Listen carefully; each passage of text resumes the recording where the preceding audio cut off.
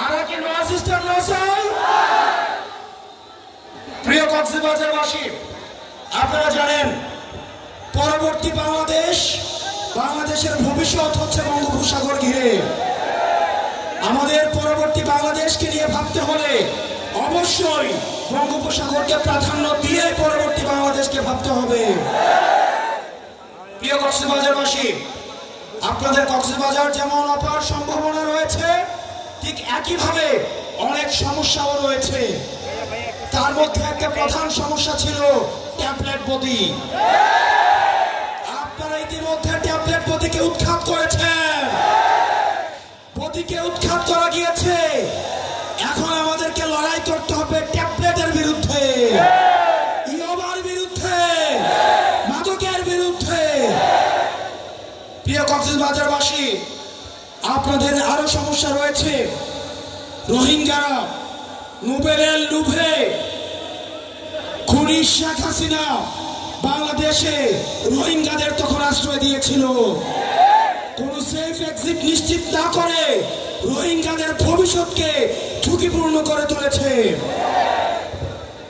আমাদের অতি দ্রুত কক্সবাজারের জীববৈচিত্র্য এবং পরিবেশ বাঁচাতে হলে আমাদের এই রোহিঙ্গা সমস্যার সমাধান করতে হবে।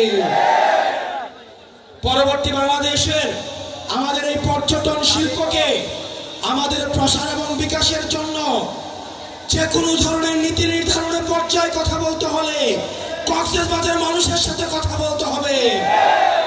এখানের মৎস্যচাষীদের, লবণ চাষীদের যে ন্যায্য হিস্সা সেগুলোকে নিশ্চিত করতে হবে। আমাদের ব্লু ইকোনমির জন্য আমাদের এই বঙ্গোপসাগরের আমাদের যে ভূমিকা, সেই ভূমিকাকে স্বীকৃতি দিতে হবে। আমাদের পরবর্তী বাংলাদেশ হিমালয় থেকে বঙ্গোপসাগর, এবং সেটির জন্য আমাদের গঠনমূলক আমাদের কার্যক্রম অব্যাহত রাখতে হবে। প্রিয় কক্সবাজারবাসী, একই সাথে সাথে আমাদের সমস্যা এবং সম্ভাবনার দিকে যেমন নজর দিতে হবে, একই সাথে সাথে আমাদের যে পতিত রাষ্ট্র ব্যবস্থাকে যে নষ্ট করেছে আমাদের খুনি হাসিনার দিকেও আমাদের নজর রাখতে হবে। প্রাণ UHT মিল্ক, শুদ্ধতায় ও মমতায় সব সময় সেরা স্বাদে।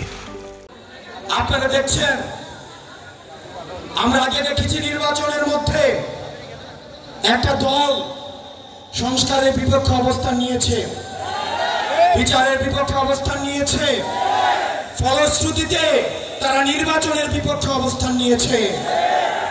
আমরা বিশ্বাস করি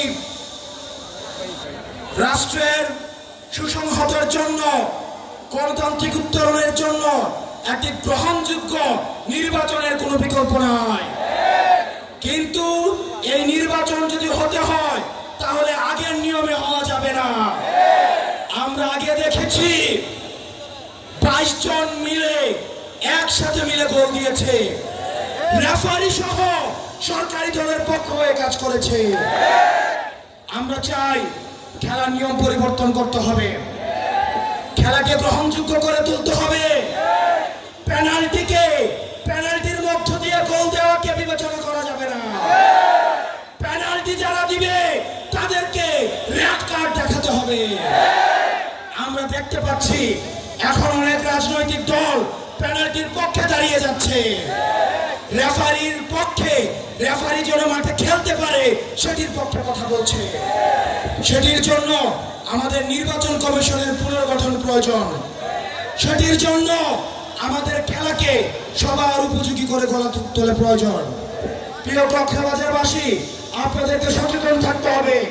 আমাদের পরবর্তী বাংলাদেশ বিনির্মাণ করতে হলে আমরা একসাথে লড়াই করতে হবে। ইনকিলাব, বিচারের সংস্কারের দরকার আছে, এই মুহূর্তে দরকার বিচার আর সংস্কার।